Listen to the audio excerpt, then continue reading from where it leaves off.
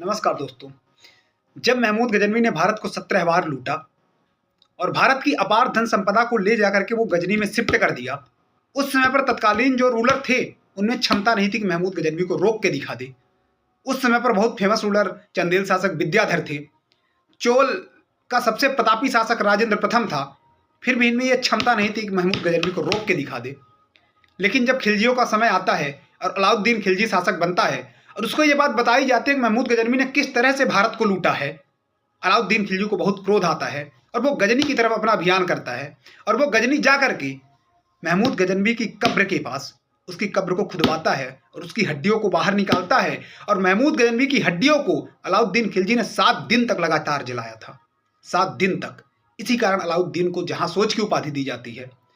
अलाउद्दीन वो शासक था जिसने खलीफाओं और उलेमाओं को सख्त हिदायत दी थी कि मैं वही करूंगा जो राज्य के लिए अनुकूल हो, चाहे वो शरीयत और कुरान के हिसाब से गलत ही क्यों ना हो, लेकिन मैं राज्य के हित को ध्यान में रख के काम करूंगा। वर्तमान में भले ही आप अलाउद्दीन खिलजी के बारे में, अकबर के बारे में कितनी भी घृणा भर ले, लेकिन जो हकीकत है वो तो एक्सेप्ट कीजिए। किसी भी शासक में आज तक क्षमता नहीं थी कि वो महमूद गजनवी की कब्र के पास पहुंच सके। वो काम अलाउद्दीन खिलजी ने किया था। धन्यवाद।